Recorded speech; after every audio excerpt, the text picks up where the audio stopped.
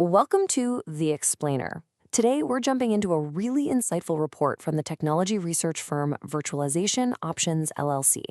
It gets right to the heart of a huge challenge for so many executives. How on earth do you move your company's entire digital operation without the whole thing grinding to a halt?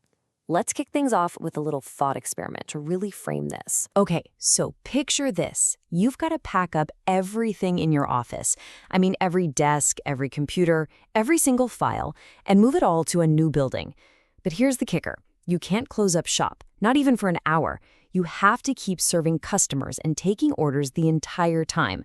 That's the kind of pressure we're talking about with a major IT migration. So that incredibly stressful office move, well, that's exactly what an IT workload migration feels like.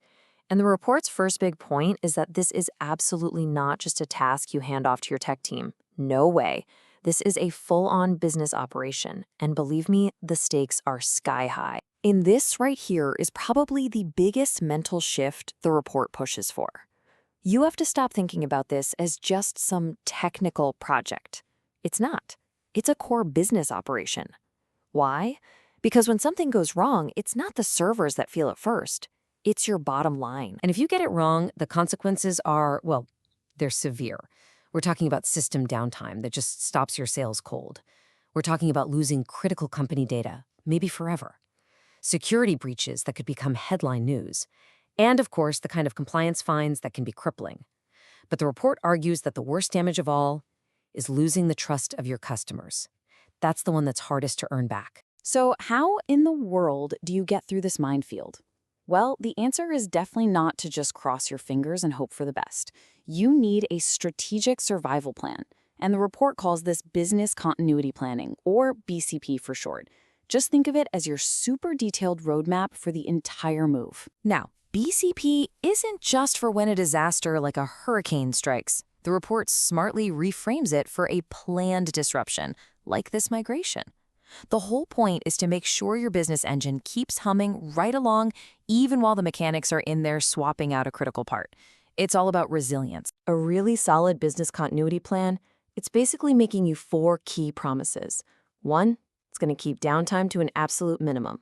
2, it's going to protect the integrity of your data. 3, it'll make sure you stay compliant with all the rules. And 4, maybe most importantly, it's going to keep the confidence of everyone who relies on you. Your customers, your partners, your team. But let's be real. What does minimal disruption actually mean? It's not the same for everyone. The report makes it super clear that for any of this to work, you have to answer 2 huge questions first. And get this, they're pure business questions. They have nothing to do with technology. So question number 1 is your recovery time objective, or RTO. Put simply, it's asking, how long can we actually afford to be down? For an online store, that answer might be just a few minutes. For an internal HR system, maybe it's a couple of hours. This isn't an IT call. It's a business decision based on how much money you'd lose. And the second question is all about your recovery point objective, or RPO. This one's about data. It asks, how much data can we afford to lose? Is it okay if you lose the last hour of sales transactions?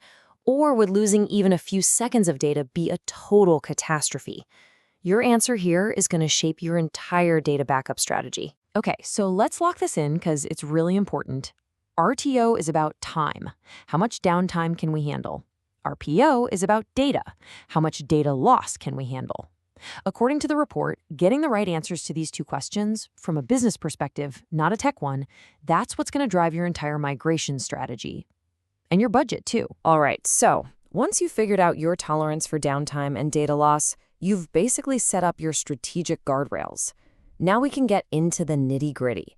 Let's look at how the report breaks down the actual move into a clear, manageable process. The report lays out this really logical 5-step journey. First, you assess everything you have. Then you plan the move from A to B. Then you secure all your data.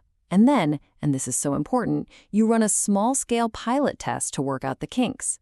It's only after that successful test that you finally pull the trigger on the full migration. See? It's all about replacing guesswork with a solid, proven process. But let's pause on that first step, assess, for just a second. The report highlights something critical here: interdependencies. It's not enough to know what one system does. You have to know what other systems it relies on. Because if you miss just one of those connections, you could set off a catastrophic domino effect where one tiny failure takes down a whole major part of your business. But here's the thing. A successful migration, that's not the finish line. The report actually frames it as the starting point for a stronger, more resilient future. Remember, the goal wasn't just to move your stuff. It was to actually improve your business. So, how do you know if you did? How do you measure it? And what does that improved business even look like? Well, success can't just be that feeling of relief you get when it's over and nothing major broke. The report is very firm on this. Success has to be measurable. You need specific key performance indicators, or KPIs, to prove it. So here's a perfect example of a business-focused KPI, application uptime. Hitting a number like 99.9% means your most important services are available for your team and your customers pretty much all the time.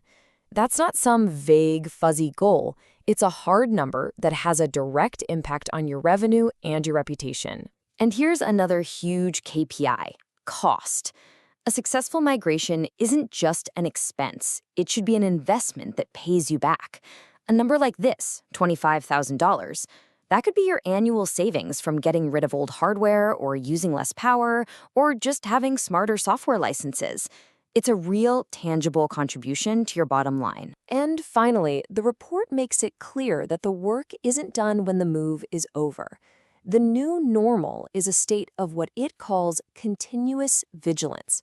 It means you're shifting from that old reactive mode of fighting fires to a proactive one, using real-time monitoring, doing regular maintenance, and constantly testing your continuity plan with actual drills. And really, this brings us to the ultimate takeaway here.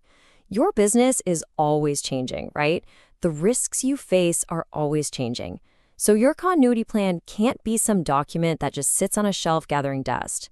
It absolutely has to be a living, breathing strategy, one that you're constantly testing, evaluating, and improving, so you're ready for whatever comes next. So in the end, this whole report from Virtualization Options LLC really boils down to this one final critical question.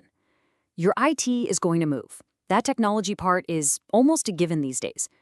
The real question you, as a leader, have to ask is my business, our processes, our people, our entire culture truly ready to move with it?